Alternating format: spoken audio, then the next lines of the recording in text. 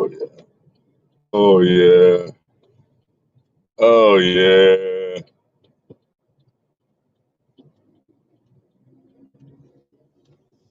I gotta make it work on time. I got an hour. It's not gonna happen. You would think an hour would be enough, but it's not. It's absolutely not.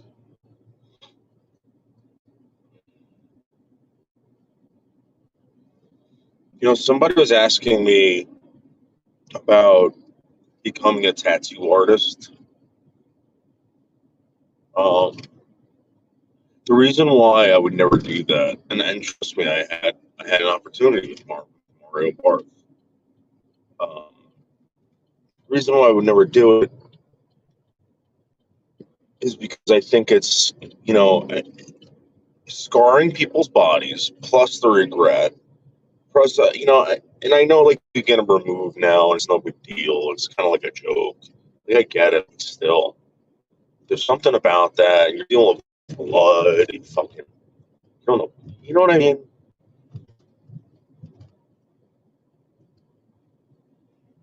That alone freaks me out. And the other thing is like I watch these YouTube shorts. There's this tattoo artist that I watch, and all he complains about is how stupid half these fucking tattoos are that he has to do. And like I get it, but like he does it anyway, and he hates it. He fucking hates it. Maybe there's a tattoo I don't like doing, and I don't know. It's a tattoo.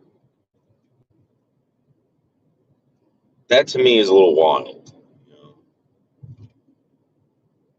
That's for somebody also who's like kind of like very meticulous and all this stuff. I'm not that. Like I have to make a lot of art is, at least for me, is making mistakes and then being like, oh, that part of the mistake is actually what I was trying to do, and then you focus on it. You know what I mean? You can't do that with tattooing. You're basically stenciling, tattooing the stencil, and then you're putting all the shadows and shades and stuff like that. Um, like those tattoos that Drama Kiki does. Like even that is like terrifying to me. You know, she's doing like a specific style, or at least that's what she likes. I get it, but I can't do that.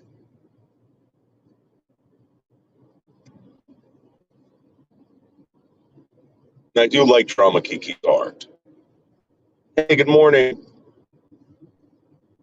Sherry. Good morning, Chad.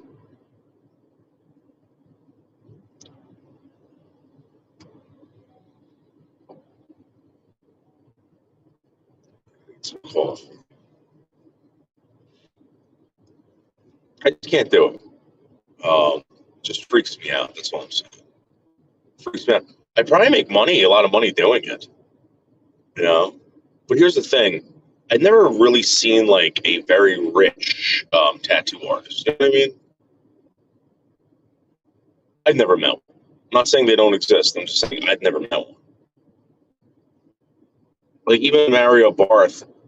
I mean, the guy wasn't living like spectacularly. The guy lived in a ranch. On a busy street. He had a white Hummer.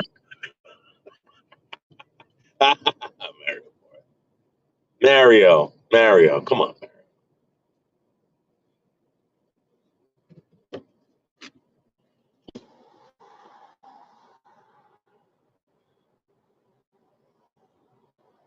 Like I was able to afford everything he did on a garbage man salary, but without the Hummer. That's the only difference. You know? Let's get some coffee.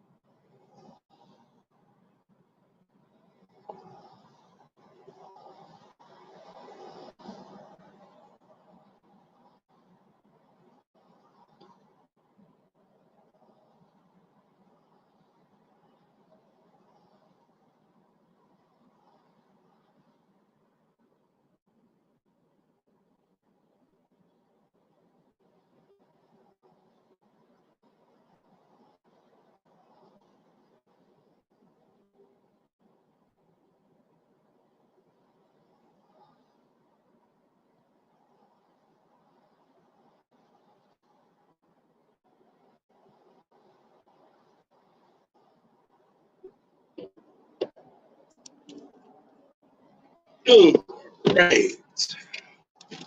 I once asked Neil to draw me a pic that I wanted tattooed. Nope. Yeah. Well, Sherry,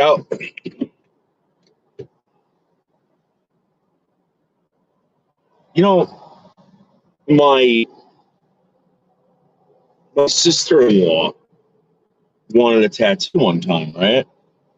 And she goes, "What do you think?" I'm like, I don't like tattoos. And I try not to get into these conversations because they're like, "Well, you have one. You have tattoos." Like, yeah, I know. I just don't like it. Caesar has tattoos. I'm just saying, I do not. I do not like it. I do not. There's something about it. It goes deeper than I think what you think. Plus, it's also like a religious thing too. It's like something I can easily stay away from. The cigarettes, not so much. The the unmarried booty, not so much. You know what I mean?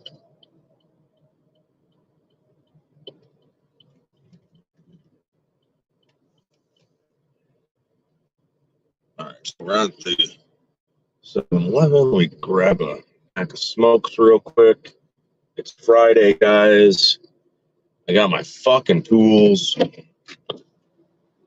back.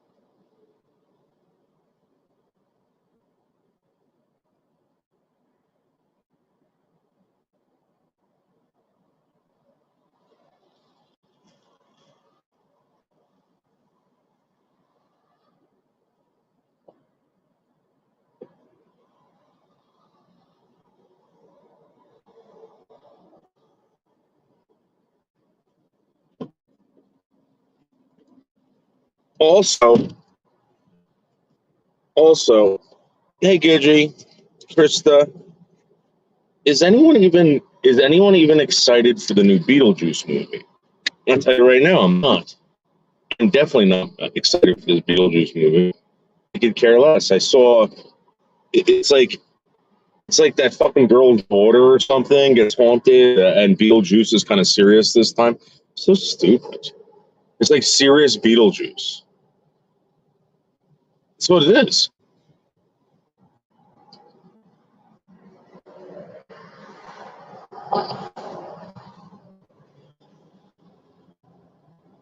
It's dumb.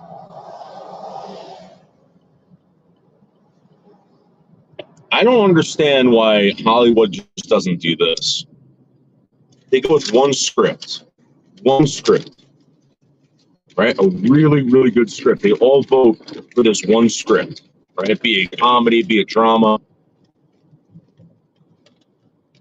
and they get all these directors to direct and produce this one movie. Not all at one time, but Oh, so you got 10 directors. You got 10 movies about the same fucking thing. And everyone could be like, this is the best version of it. I would love to see, like, they paid like Todd Phillips or someone like that, or to do like Titanic or Terminator. Like, what would have happened? That would have been awesome.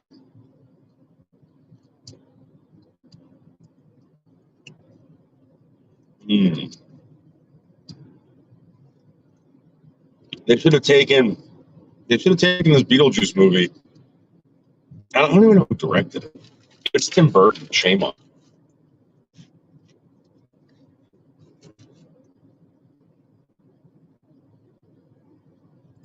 Not fan. No, Michael Keaton's playing Beetlejuice, but now it's all serious because he's white. You know, white men cannot be funny anymore. They can't do blackface. They can't do anything. You got to be serious in movies now. Mm. Hey, meatballs, maniac. A meatball recipe? I'll tell you this. My father makes the best meatballs. All right. And I'm gonna tell you something. I went to Patsy's, right, one day because my father's a big meatball connoisseur, and we go there, and my dad's like, my meatballs are better than this. I'm like, you're right. My dad's meatballs, right? You cut them in half with a fork, right, and they don't break apart. They don't anything like that. They don't crumble. They're soft. It's like one time, I swear to God, man, he made these meatballs. You put them in your mouth and they like melted in your mouth. I was like, no way. How did you do that? And he started laughing at the table. He said, I'm the best. I don't know how he does it. He swears that he soaks the meatball in like a milk or sometimes pineapple juice. And he says they're the best. Mm.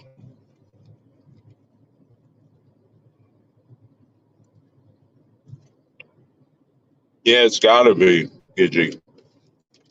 But he swears that the meat. You got to soak the meat. You got to make it really tender.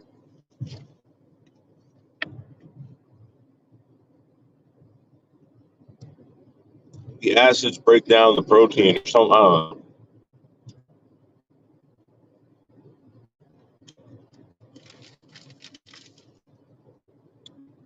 My grandmother used to make pretty good meatballs. My grandma used to make this Boston roasted chicken. I don't know how the fuck she made it. To this day, I try to make it. I can't. She used to bake it in like tomato sauce or something, and I remember like sitting there eating this chicken, like, oh my god, it's the best chicken I ever had in my life. And she used to do it with rabbit. When we were kids, she used to trick us into eating rabbit. She'd do it to rabbit.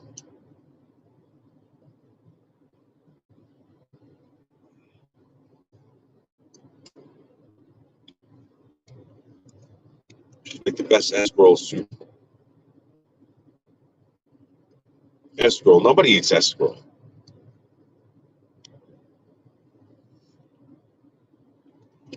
Escarole soup. I haven't had a good escarole soup in a long time. I used to remember throwing tons a fucking Parmesan cheese on the escarole. So good.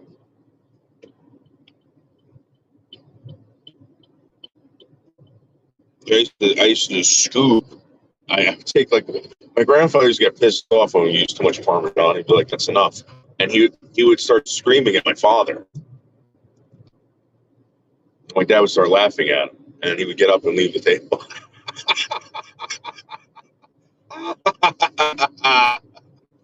Oh man,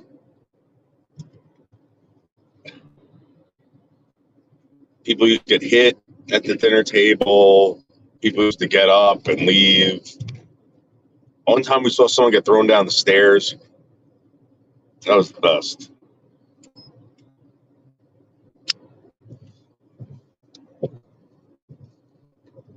My aunt was married to this guy. He's no longer with us, and him and my aunt used to fight all the time. And my grandfather was just like my grandfather was always like miserable and tired, you know, always miserable and tired.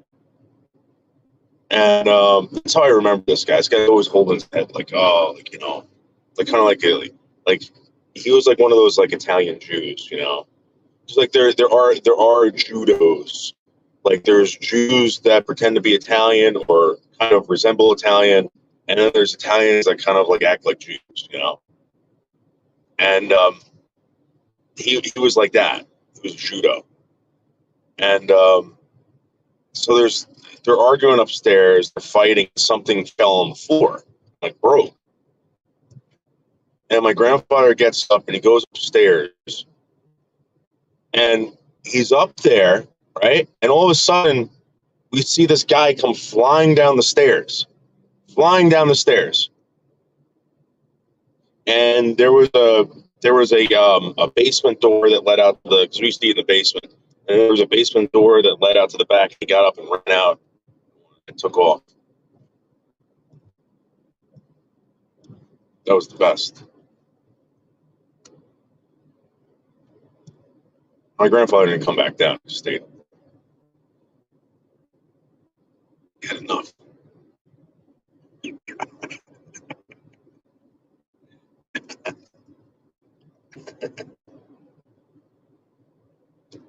There was always something going on in that house. Always, always something going on. I remember going into the garage. You always had this like sensation. You guys remember the sensation lawnmowers? Every every New Jersey idiot had a fucking sensation. Everybody, everyone that I knew, sensation this, sensation that. Sensation lawnmowers were these aluminum decked lawnmowers. It had usually a Briggs and Stratton motor on it, right? So an aluminum deck that held the blade and the fucking engine. And you just pushed it. It only had four wheels. And everybody had one of these. They're in everyone's garage. Sometimes they came in orange, sometimes they came in green.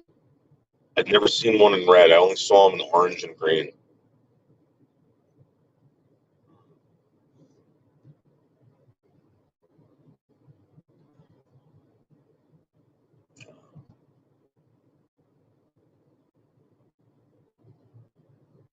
I remember after my grandfather died, my dad's like, "Oh, you want anything from the garage?"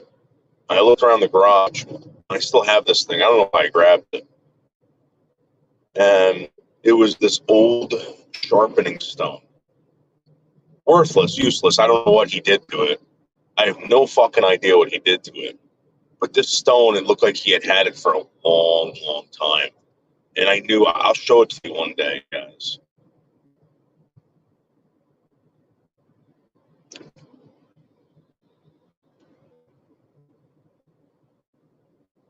He had it for a very long time.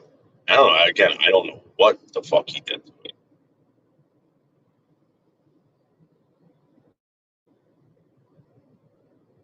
I don't think my grandfather was good at anything either.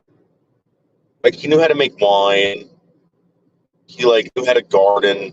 or farm or whatever. But that was about it. He didn't really know anything about mechanics or anything like that. The guy was a real barbarian.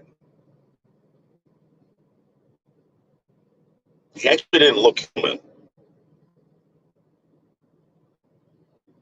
and he lived to be like fucking 98 years old. Like he wasn't like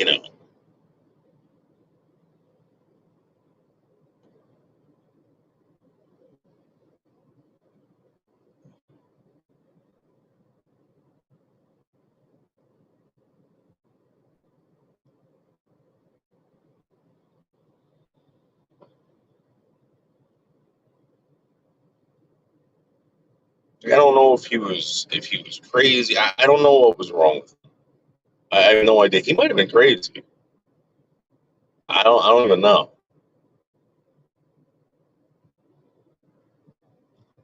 He was in an African prison for I think like 3 or 4 years.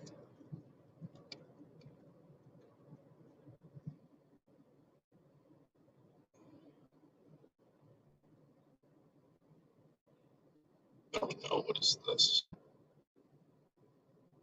They're saying that everything is jammed up today except for the Holland Tunnel.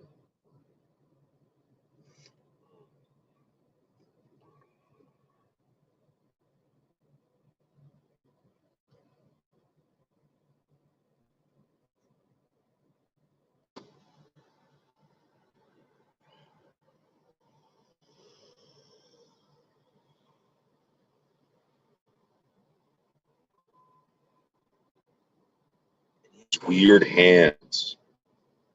He had these like weird hands. He had like these hands that weren't human. They looked like monkey hands. He had these nails, right? That used to curve over his fingers. I don't know what that is. I don't know if it's like a mineral deficiency. I don't know.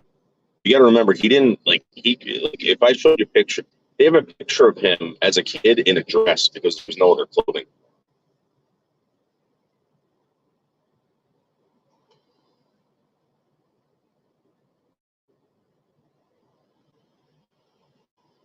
Like I think he went to like the equivalent of third grade. That was it.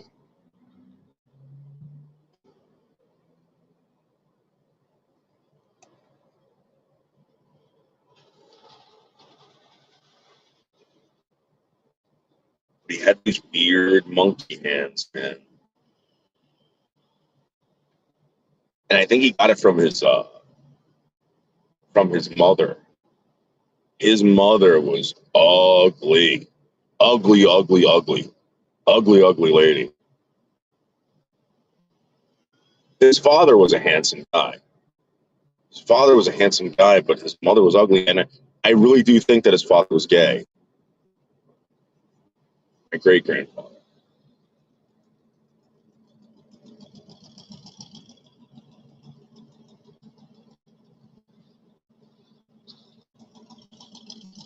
And I remember after he died, um, so this is a true weird phenomenon. All right. So back in the day, people really didn't leave the area where they grew up in. They, whatever, there was these arranged marriages and stuff like that. And I think that's what my grandfather's family was. It was an arranged marriage. There were farmers, and that's what happened. They had a bunch of kids, and they had a farm, whatever. And I remember my grandmother's cousin was there. My grandmother's cousin, and we're looking at these pictures, and he started laughing in Italian, and he started shaking his head, and he started saying gypsies, gypsies. I'm like, really, really? There's a possibility that my grandfather's family were actually gypsies.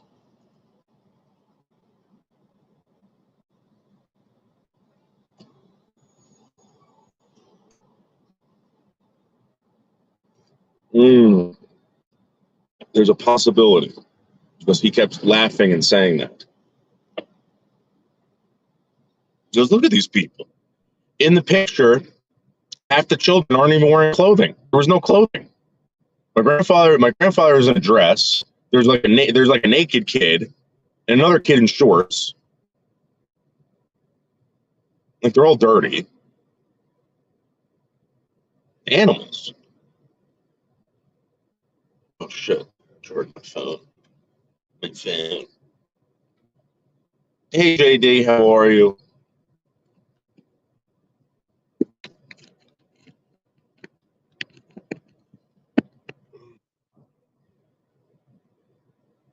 Very, very strange.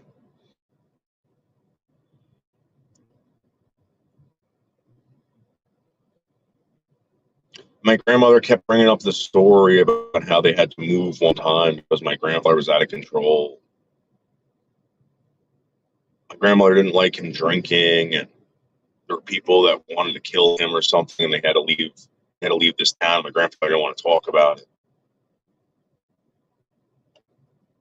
I said, "What happened?" And you got to remember, like, these stories came to me in very broken English, and at the time, I could understand. So this is another thing. Like, if my grandparents were to speak Italian to Italians, you wouldn't understand them.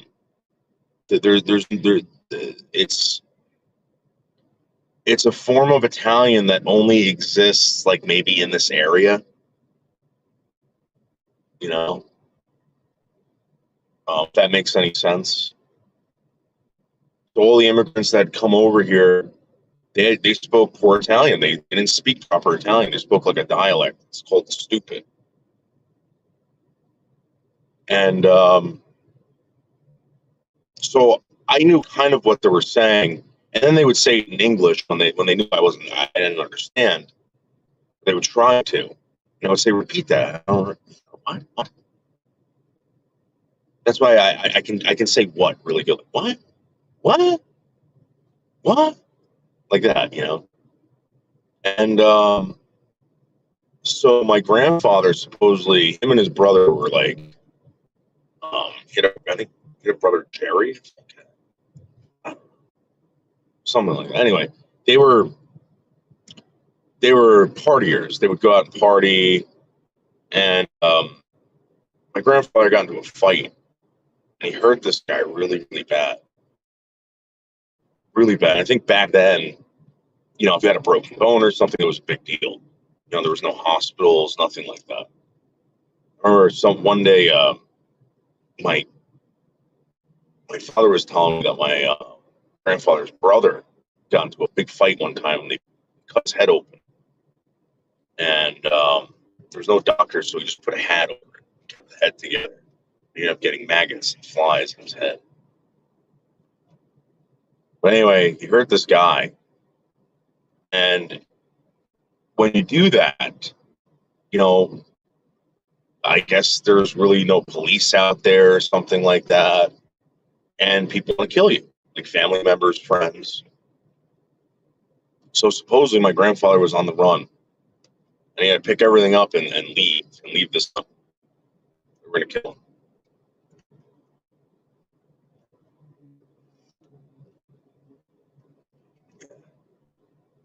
He never wanted to talk about it. And you know, when grandparents don't want to talk to you about stories that happened that long ago, it was serious.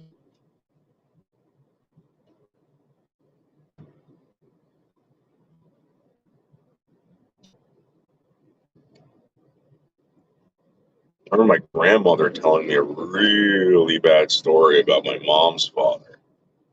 Really bad story. And I kind of feel like it was plagiarized a little bit. You know, not exaggerated, but kind of like, oh, he didn't do anything. I kind of feel like he did. And that's why he doesn't like talking about it. So when you're a kid, they tell you, oh, you know, ask your grandparents about, because World War II was a very big thing. I was born in 1980. So if you're born in 1980, chances are your grandparents, your grandparents were World War II vets.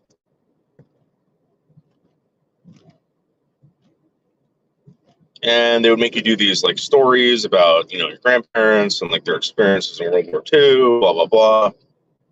And my grandfather's like, oh yeah, he's like, I didn't do anything. Like he's like, they supposedly sent my grandfather to Alaska. My one grandfather was in an African prison.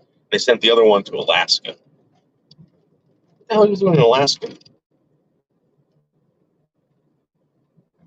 There's this one picture of him with a human skull. I remember seeing. I had this picture for a long time. I gave it back to my mother, like maybe 15 years ago. I thought it was such a cool picture. And anyway, then I found out he was in Germany. And my grandmother told me. I was like, really? I thought he was only in Alaska. Like, no. So they sent him to Germany, like at the end of the war. They sent him there, and that's where he spent like the rest of the war was in Germany. I was like, oh, really? I was like, what did he do there? She goes, oh, he doesn't like talking about it. I'm like, why? Because you know you're younger, and you're like, why? And she goes, oh, because he saw people doing bad things. I was like what? And she goes, David. She goes, they would after the war, all these soldiers had to report to whatever, and they had to show their papers, and they had to like basically turn themselves in to the new standing government that was over there. And the United States, the British, whatever, had parts of Germany, and they all had to come back into their towns and report, and they were whatever documented. And she goes,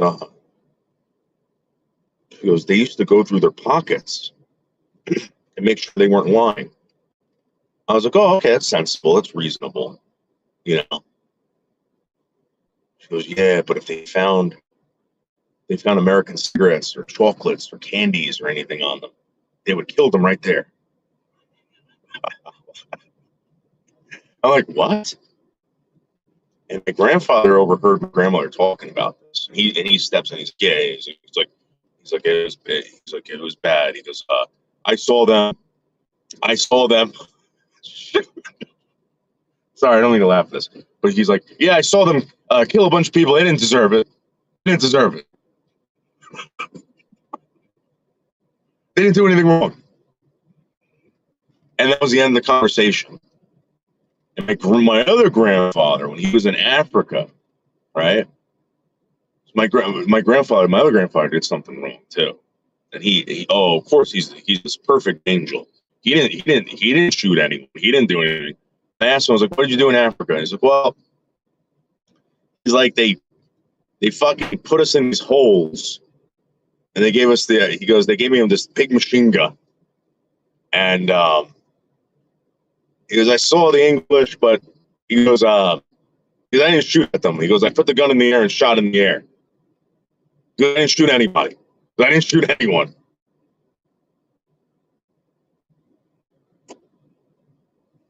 Grandparents lie to you. They lie to you. Could have, Master Chief. Could have. I don't know.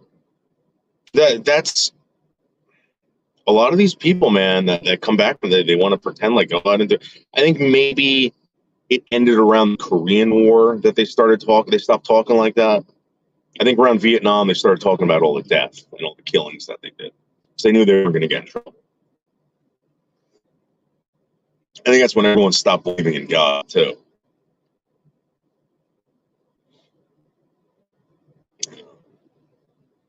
I worked with this one guy, and he was a Vietnam vet. He's actually a counselor now. Probably shouldn't say that. He told me some fucked up shit. He goes, yeah. He goes. So he had enlisted. He actually enlisted into the Marines, and he had to go to Teaneck, New Jersey, to this armory, and they pick you up from there, and they send you out to fucking whatever, the Carolinas. And he goes, get there, they give you a bunch of shit. He goes, whatever. They send you off to Vietnam, and everybody there is doing drugs already. So he goes, your first night there, they get you fucked up, get you all stoned, and you're just seeing fucking lights going through the sky, red ones and green ones. And he specifically said that. He said it was like red and green going back and forth. And he goes, yeah. He goes, they would tell you had a bunch of people had to go here, and you had to whatever, and they would come back with pig's ears and stuff like that and say, oh, yeah, we killed 3 Vietnamese, whatever, I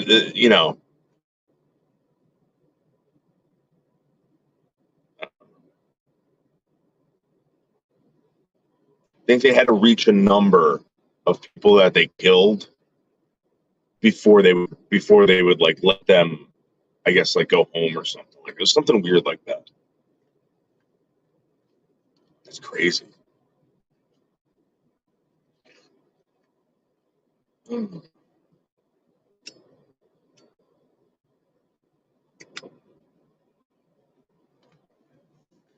Rooster, my grandfather's brother was in a gulag. He was in a gulag for like years. I think the only reason why he got out was there was some kind of treaty after the war where they released a lot of these German and Italian prisoners. But yeah, he was in a legit gulag. The Russians caught him. He was in a wheelchair like his entire life after that.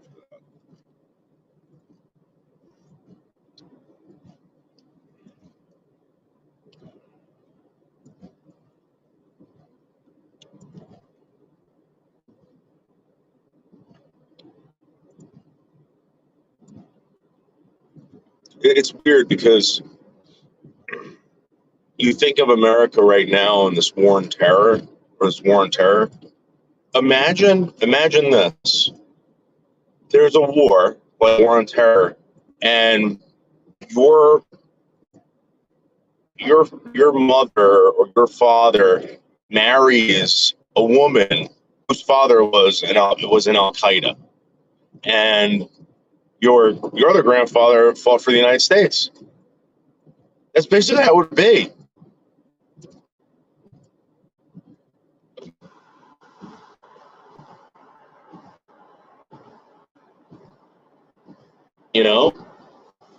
That's how my family is.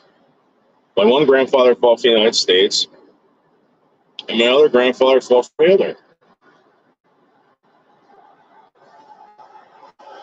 Here's why.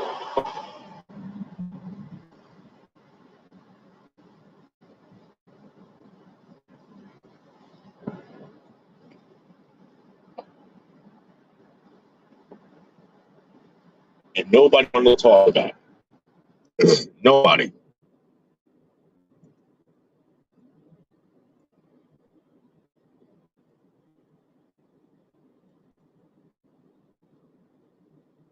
Mm.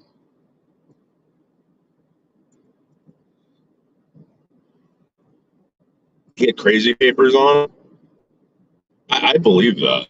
I mean, I listen. I talk to these guys every once in a while, and now I'm starting to realize how old these Vietnam vets are. Because you see old men now who are in wheelchairs and they're vets, and you're like, "Were you in Korea?" They're like, "No, I was in Vietnam." Holy shit! That's how long ago that was. If you think about it, Vietnam started around what, the late '60s, ended in what, '72 or '74. Technically '72. I don't think anyone. It's maybe the last soldiers there was '74. I think that the war ended '72. Anyway, My point is that if you were in your 20s and 60s, you're pretty fucking old. You're pretty fucking old right now. I mean, I'm 44.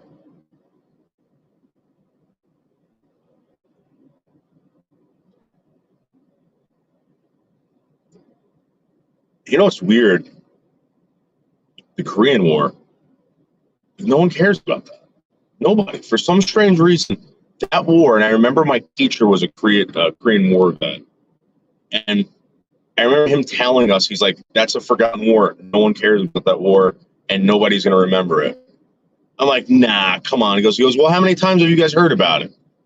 I was like, this is kind of like the second time. You know, you talking about it? It's like, yeah. He's like, you want to hear about how bad it was? I was like, no, I'm not interested. And he's like, yeah, exactly. Nobody cares. That was a brutal, brutal war. A very brutal war.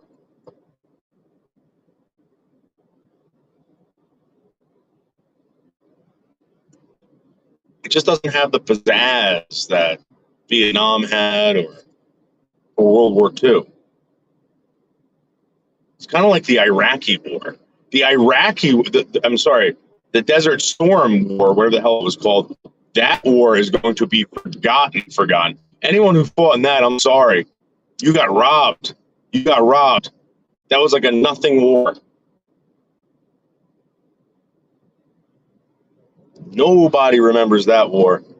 It's like, wait, what do you mean after 9/11? Oh, the one before 9/11. Basically the same place, but before. Everyone's like, nah, we don't remember that one. Remember Saddam Hussein? Yeah, they killed him. They killed him after 9/11. Yeah, but Kuwait, it's Kuwait. Nobody's going to remember that shit.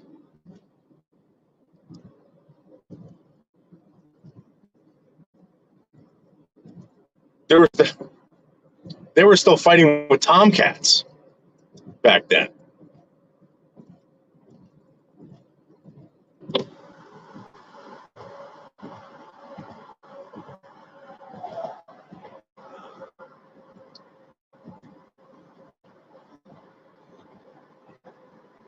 I worked with when I was a garbage man, I worked with a Desert Storm vet.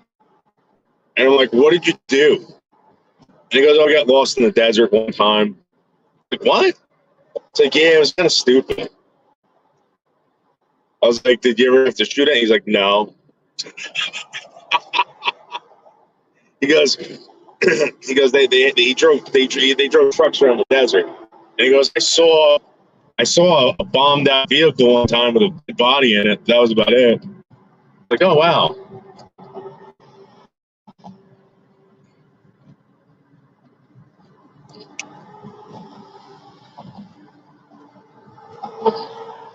You might as well not even tell anybody you're anymore.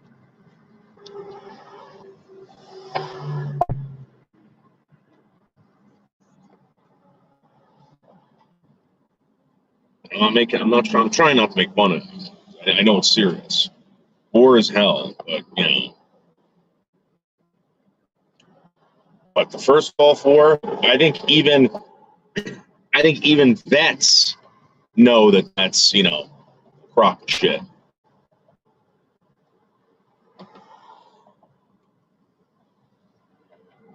Stormin' Norman. He beat the shit out of those fucking Dune coons. I mean, whatever the hell they called them back then. You remember the racist terms that they were calling these people too? I think they called them Dune. No, I don't want to say. You know what I mean? They were saying that they were calling like camel something or all this stuff. I've never heard this stuff before. I thought it was so funny. Yeah. I actually, after that war, there was an influx of Iraqis all over the country. And there was this family that had moved into our town. They were really cool people, and I still see them to this day. They're very nice people, very good people. But I think again, everybody's good, everybody's nice. No one ever did anything bad, you know. But the one relative, this humongous dude, right? He kind of looks like he's a very nice guy, but I know he did something. Like, there's no way. Like he's so polite and whatever, but he's this big dude. And I remember his niece told me what he was in Iraq, and he was like one of those like police enforcers in Iraq. So in Iraq and these Muslim countries, what they do is they get these police enforcers to like beat people up, torture people, etc. Like you got the cops and then you got these goons. And he somehow they allowed him over here somehow. I don't know why, but I'm sure he did something, not too nice.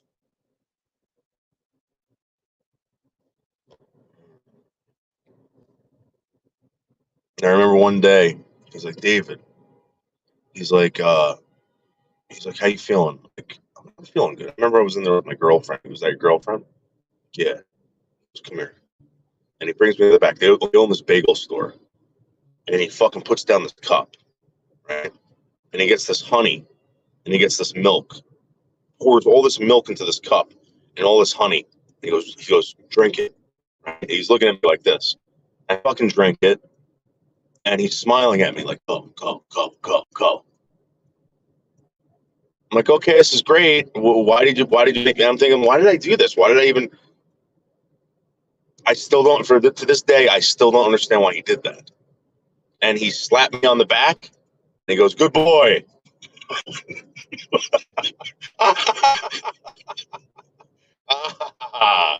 Oh, Saeed.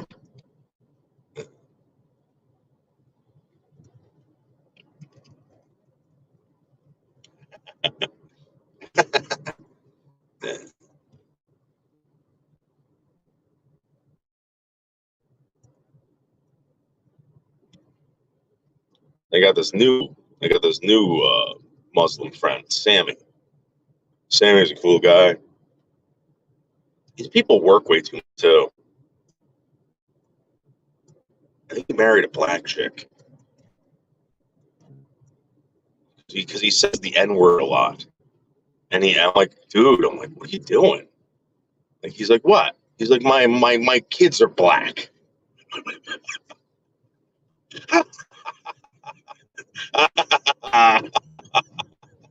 uh, Sammy. It's obviously not his name. And all the family works at this place, at this gas station.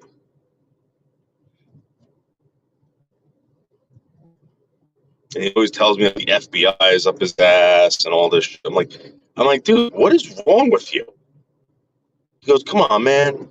Like he tries to talk like a black guy, you know.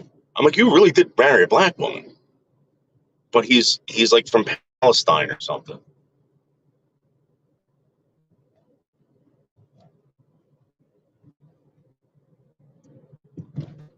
People are funny. Oh yeah.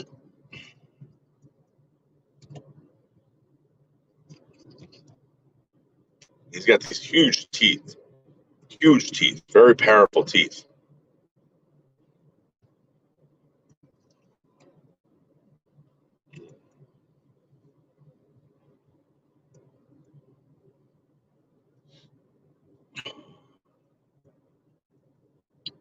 What, Grizz? I'm not even paying attention to you, Grizz. Grizz, I'm not going to pay attention to you. Grizz, do you want to be part of this community? If you do, Grizz, you better be nice. You better be nice to me, because we're about to throw people out of this community, and you will not be able to see She had a slingshot warrior Matt.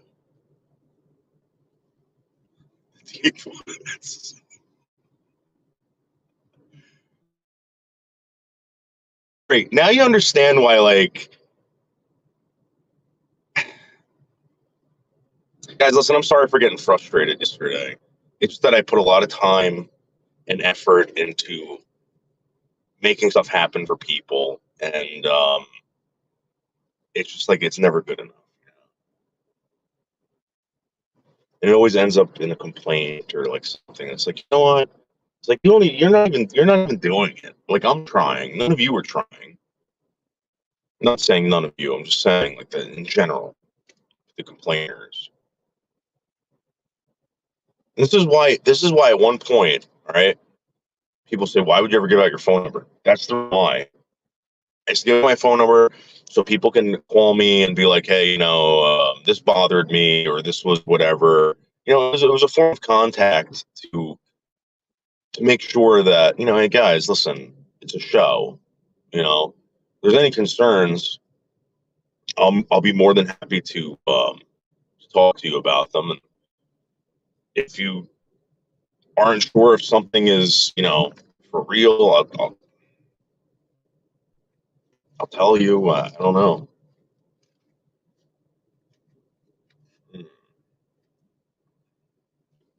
Chris, shut up. Oh, Grizz, what are you trying to use? Reverse psychology, Grizz? Reverse psychology?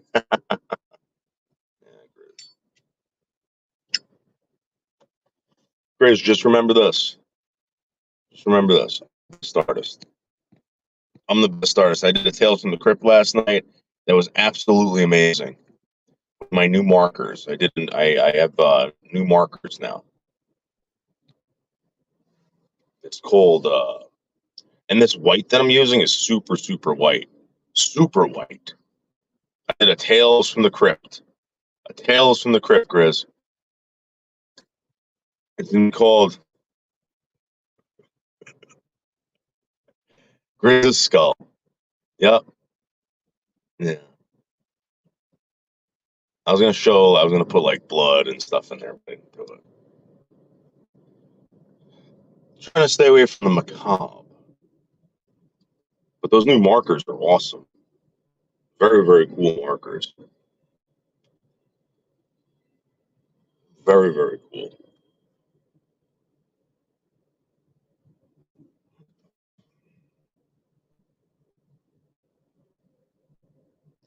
Guys, we're on 23rd Street right now, heading to the east side. Moving on up to the east side. Something apartment in the sky. Something moving on up. Mm-hmm. Oh. Hey, Philly.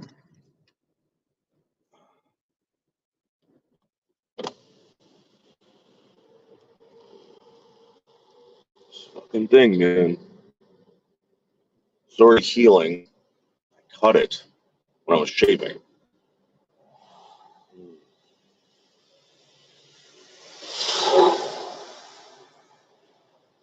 Yes, I don't remember the last time I saw the Jeffersons. I just remember like remember that guy always being mean. Always being mean.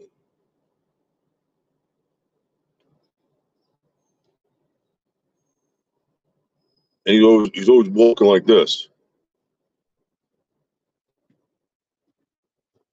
Like, I wonder if like black people back in the day used to walk like this.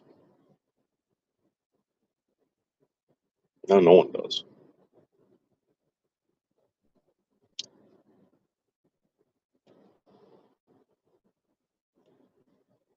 I think there was this comedian that talked about how black people always walk around like they're injured,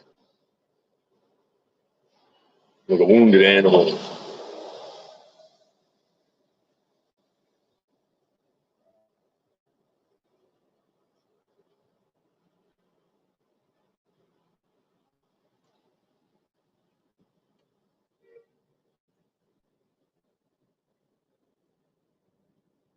Like, and where did these, you know, like they tell you like with the evolution of fashion and all this stuff. Like, where did all this fashion come from?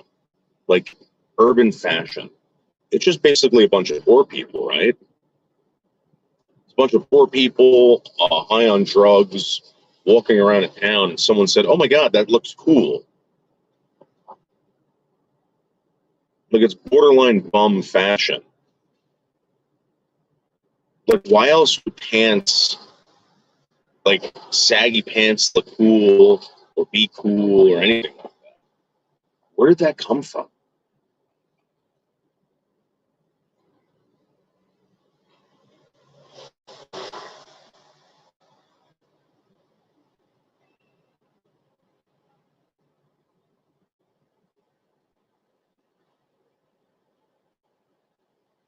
Oh,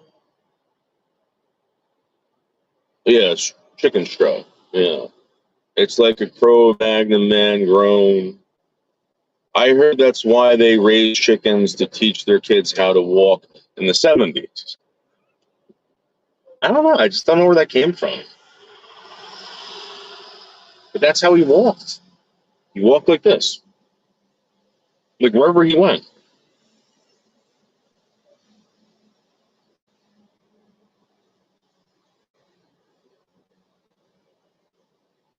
Mhm. Dude, come on. So, like, for some strange reason, in like a city of like all these millions of people, whatever, how many ever people are in Manhattan, there's always like the the people that refuse to wear pants in the winter. They refuse to wear pants. It's like 40 degrees out. I mean, it's not like super cold, but that's fucking cold enough. They're walking around in shorts, and it's not like a humongous majority of them, but it's enough people to notice. You're like, oh my god, like we get it. I worked with a guy like that, this Puerto Rican dude, Robbie, and Robbie used to. Oh, here's another shorts guy. Robbie used to go to work in shorts in the winter. I'm like, what the fuck, dude? He's like, what? He's like, I love the feel. Love to see see the shorts. See the shorts. Wait, here it comes. Here's the shorts. Check out the shorts.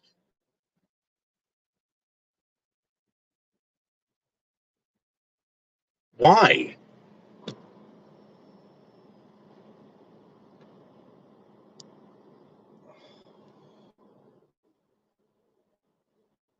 People bundled up today. It's like I gotta expose my legs. I gotta expose my legs.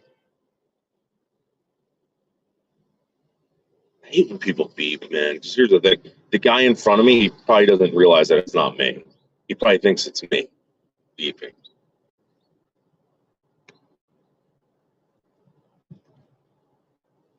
So we can find another shorts freak.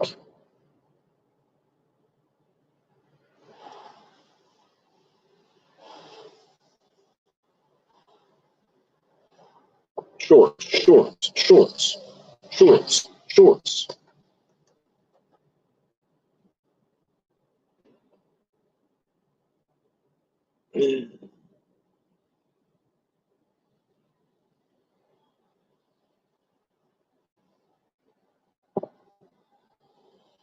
Dude, I hate that, Chad. I hate it. I hate it. Chad, I never wear shorts. The only reason why I wore shorts was people are like, oh, there's something that, I did it to piss people off. I bought those pink pair of shorts. I thought they were gay as hell. I thought they were gay as hell.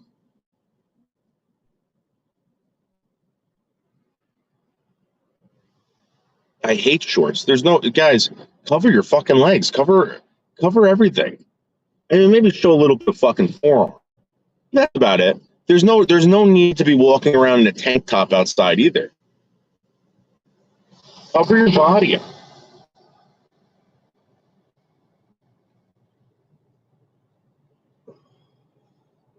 No one needs to see all that goddamn skin and hair.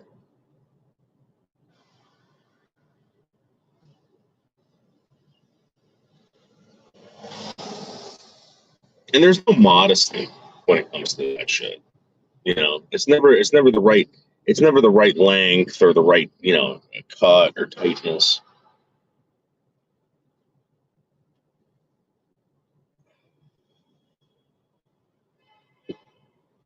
Leather shorts. Well, I mean, these women love their fucking Lululemon shorts or whatever the hell they are. I saw a guy the other day. I was going to get my sandwich for lunch, and I didn't know it was a guy or a girl. The guy had fucking bike pants on, right, with a little popping on the side. You know what kind of pants I'm talking about? The pants where they ride their bicycles around town, right?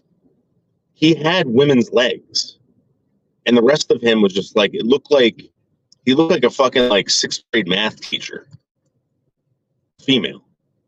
He had salt and pepper curly hair, longish enough that it was covering up most of his face, with like female legs.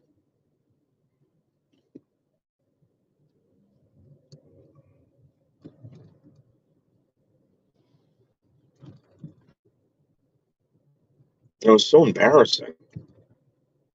Like if I was to draw him, he would have like carrot legs, very thin at the ankles, very thin at the ankles, and it just went up into this bulbous, disgusting body, you know.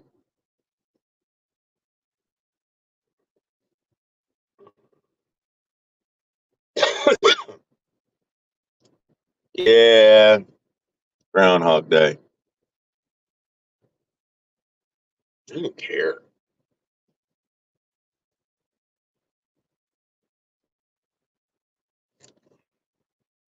Maybe I should become a school bus driver. Sign on bonus, paid training, full benefits, and a 401k. Excellent.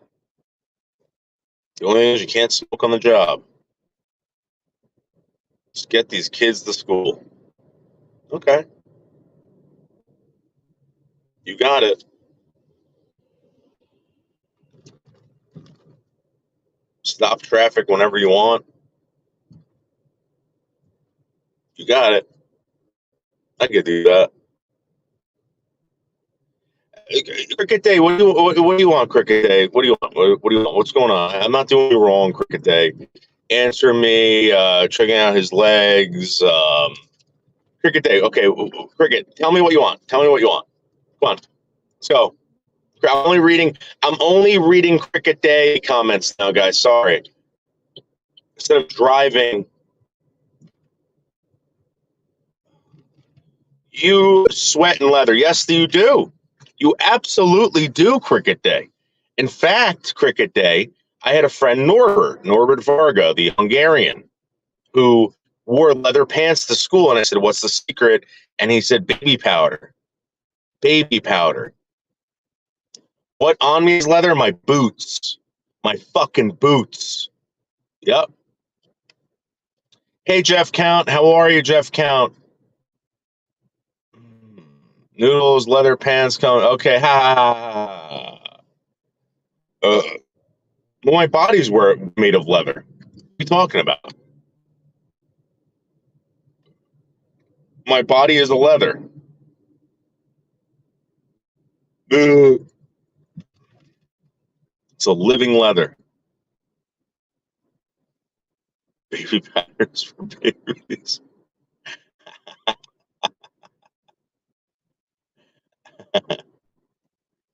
Yeah, I just feel more comfortable in leather. You don't? Mm.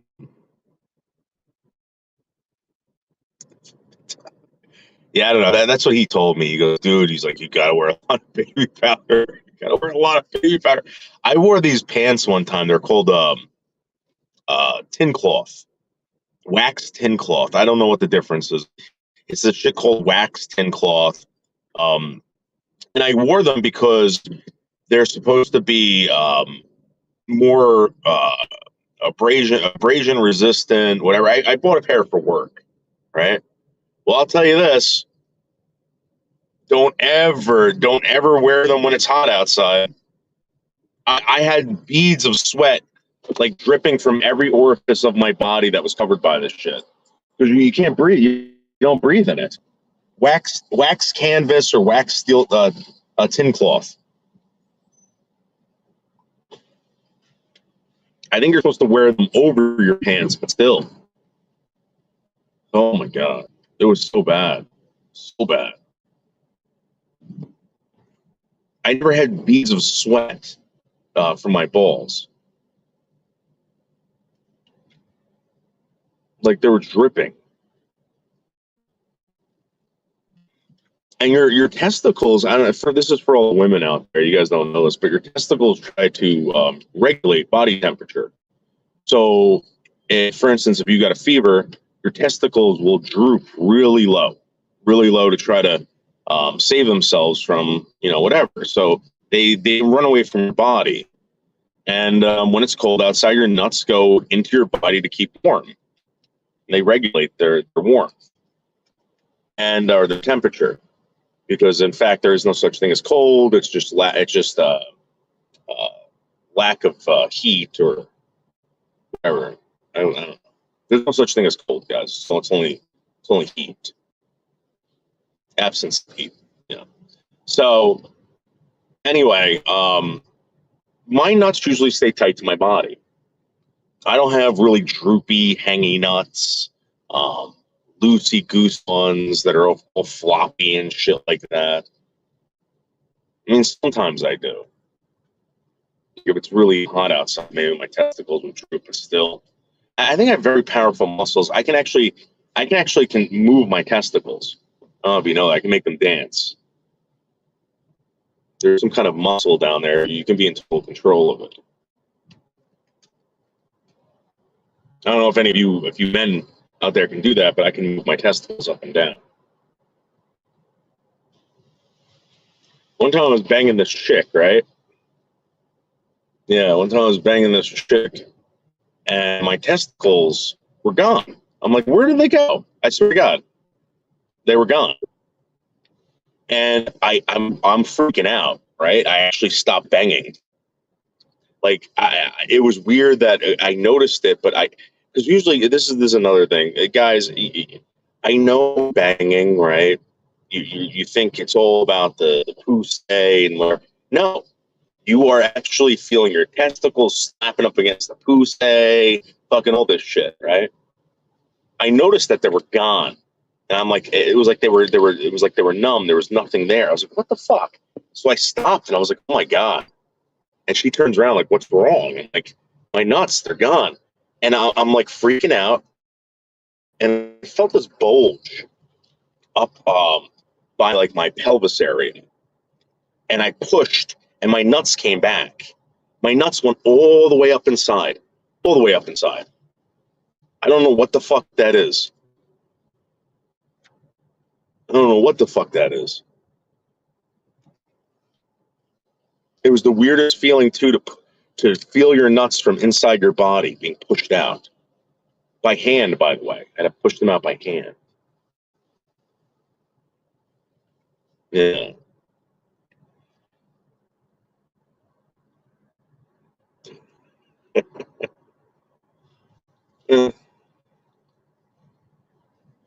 It's life, guys.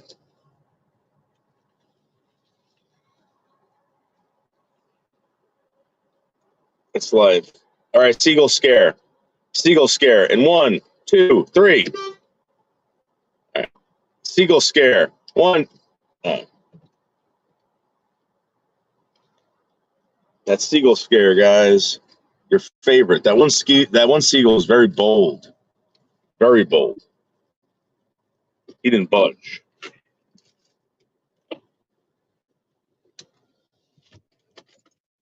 All right. All righty.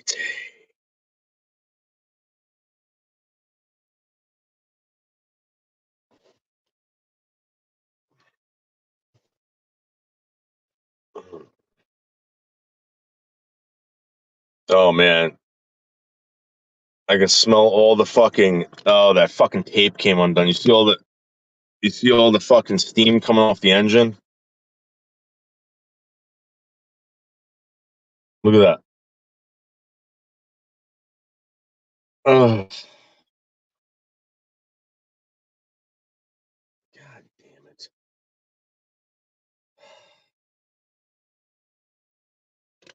Oh,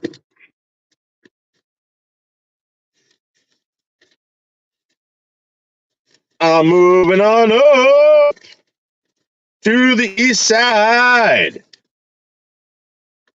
Something, a deluxe apartment in the sky. No, it's not overheating. It's the fucking hose, man.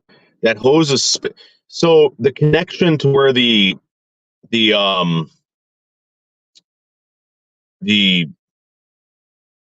where we put the friggin' antifreeze in, that it's spitting out fucking antifreeze onto the engine.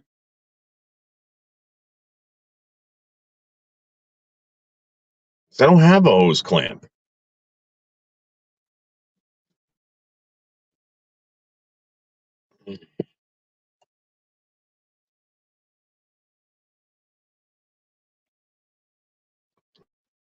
I'm not retarded. Listen, I fill the thing up every day. It's just getting very expensive now. It's getting very expensive.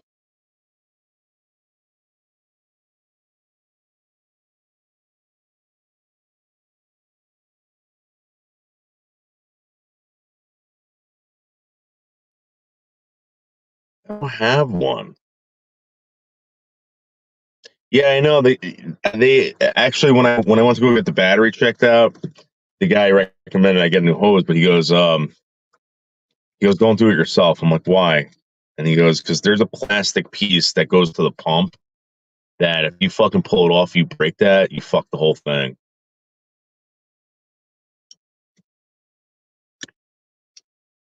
You fucked it up.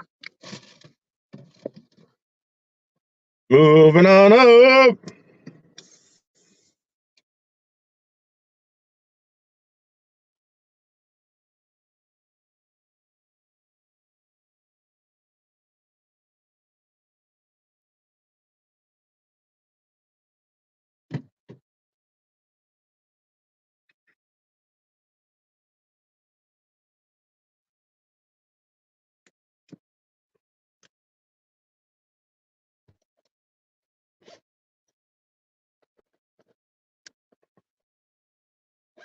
Uh,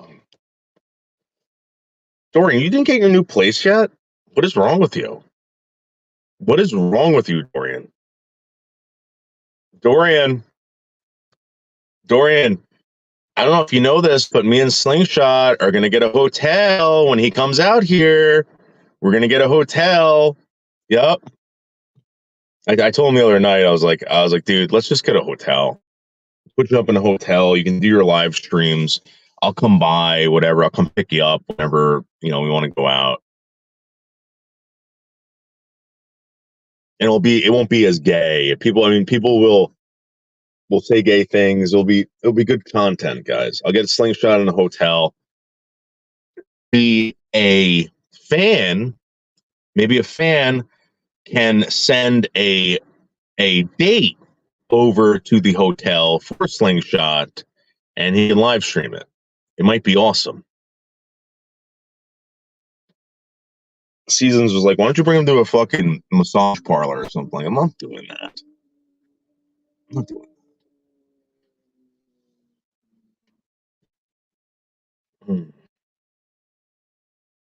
that. Good one, Grizz. Good one. Good one, Grizz.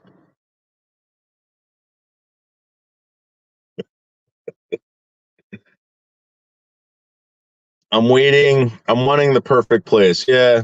Yeah, I guess just wait, Dorian. You don't want to go to something that you really don't, care for. This is going to be forever place or whatever, right? Dorian, are you running through dick yet? Now that you have all this time and newfound fame and fortune. Have you gotten laid since, Dorian? Have you been covered in a man's seed, Dorian? Yes. Yes, Cricket Day. Yes. Hey, Steve.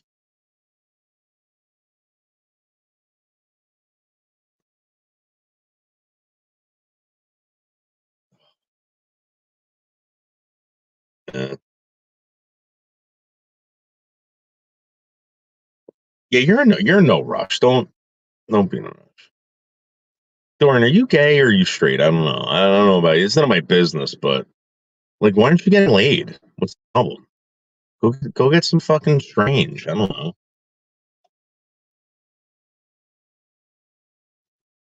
Mm.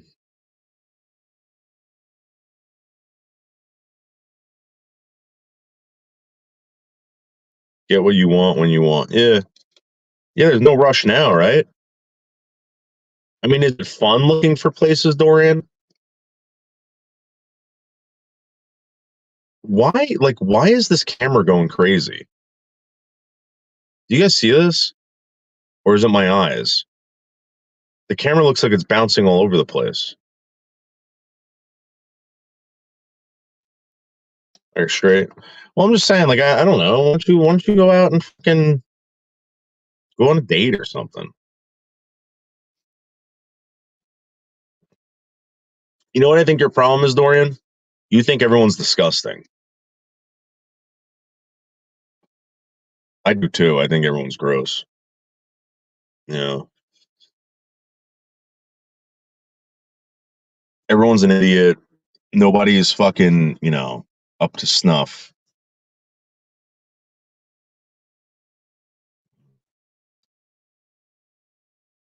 But there's really nothing better than just coming, you know?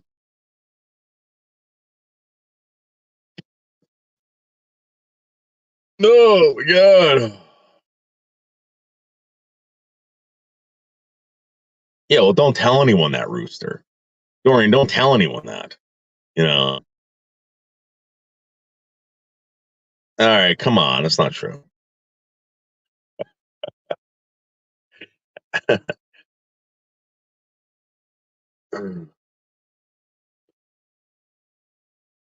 Yeah, being selective is important. Cricket Day. Absolutely. It's just, I mean, I don't know how many times you go looking for something that's I don't know. Like if someone said, "Hey, you want to go look for apartments?" I'd probably be like, "Yeah, that one's good. It's good enough."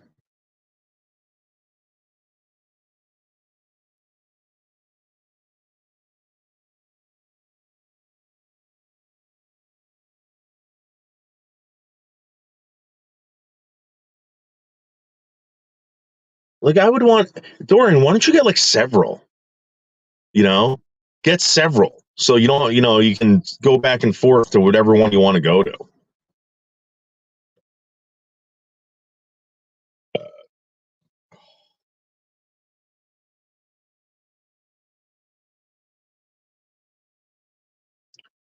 We're not at the World Trade Center. Payday, where have you been, by the way?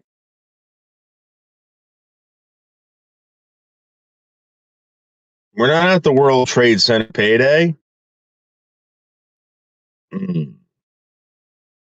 I, Chad, if I wasn't with the woman, I would fly down by Dorian and just blow a load in her face. Guaranteed. Guaranteed. And Dorian would love it. Telling you. There'd be so much blowing in the face of seed.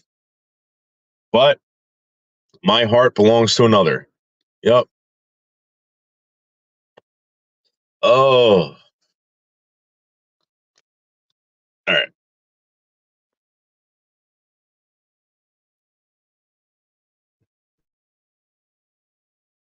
Okay.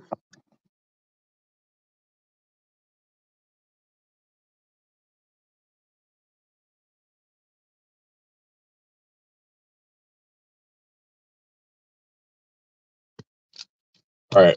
I gotta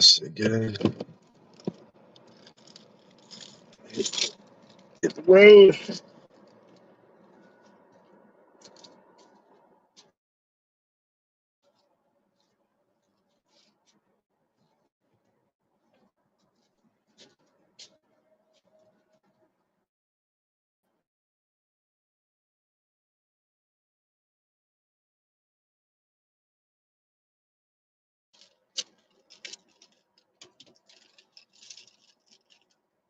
Hey.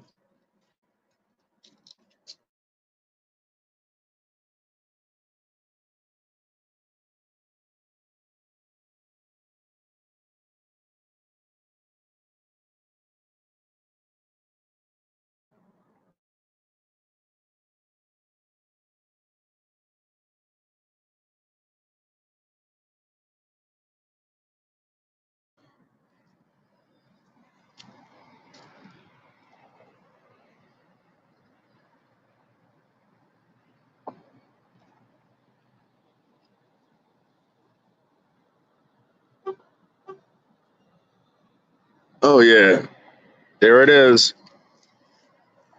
There it is, the Empire State Building. Yep.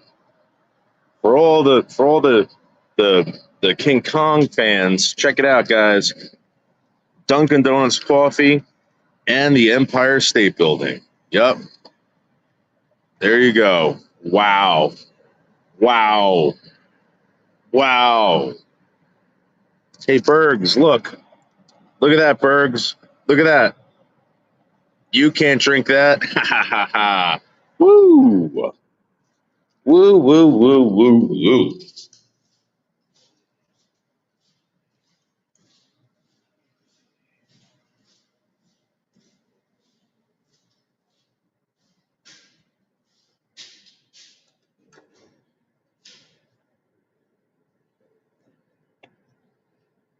Shut up, Steve. Shut up. Oh yeah. Steve, you wouldn't be able to ride. You wouldn't be able to ride on this elevator, Steve.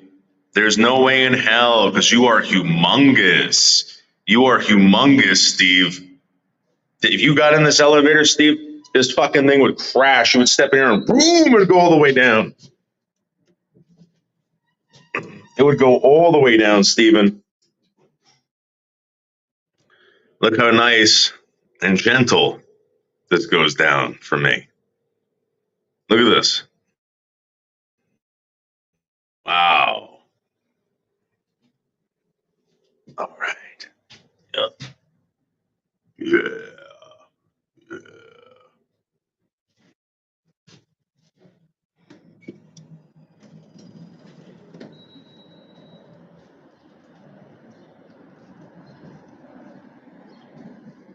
All right. So here we are, guys. Mm-hmm.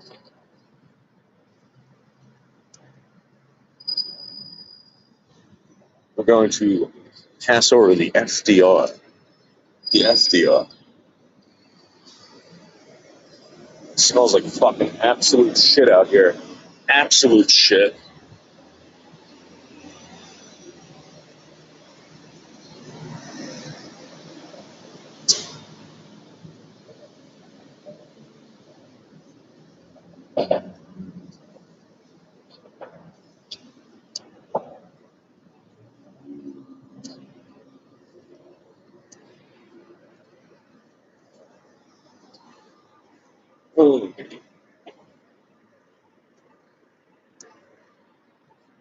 Moving on up to the east side to a deluxe apartment in the sky. Woo.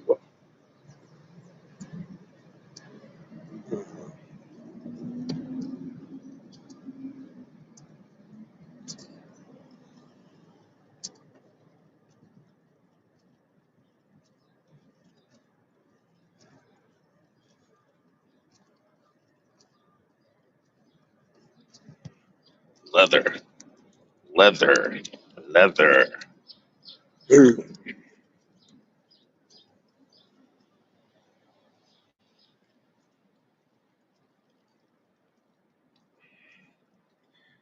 No, you can't.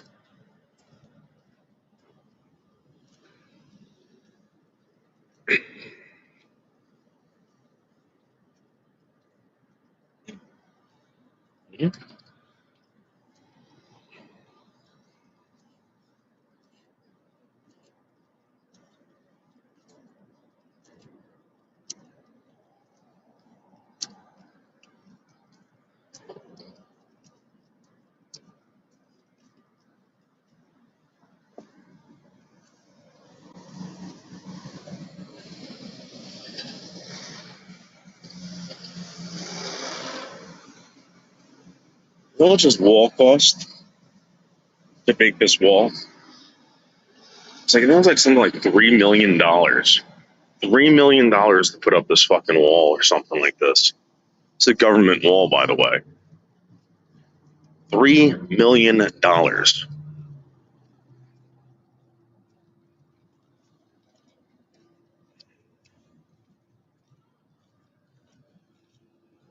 I don't know, man. There's a lot of fucked up people out here.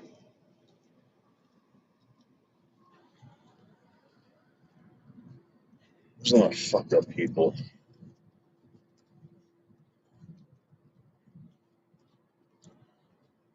Yeah, so this building was erected in 1918.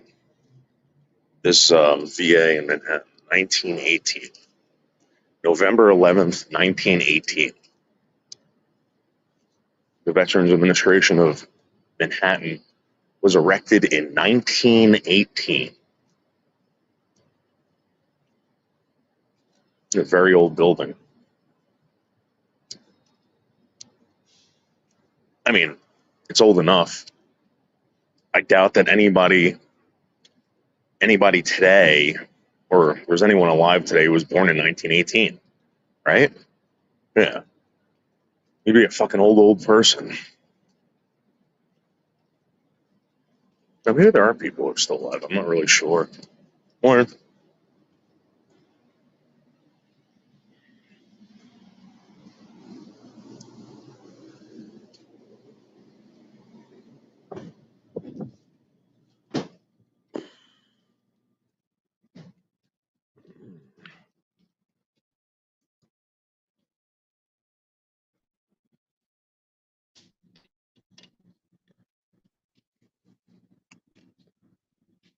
look at all this stuff that's throwing. Look at this. Look at this. Look at all these wheelchairs that they're throwing out. Throwing out bicycles and fucking wheelchairs after wheelchairs. Unbelievable. Unbelievable.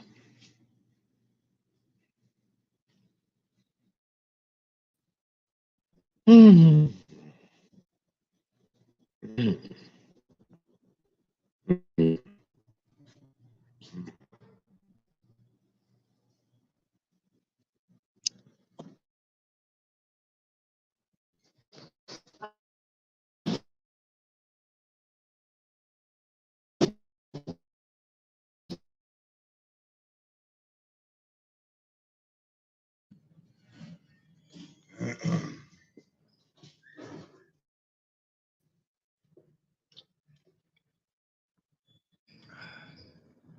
Somebody bring what that body is down in this thing. Fourth floor. So,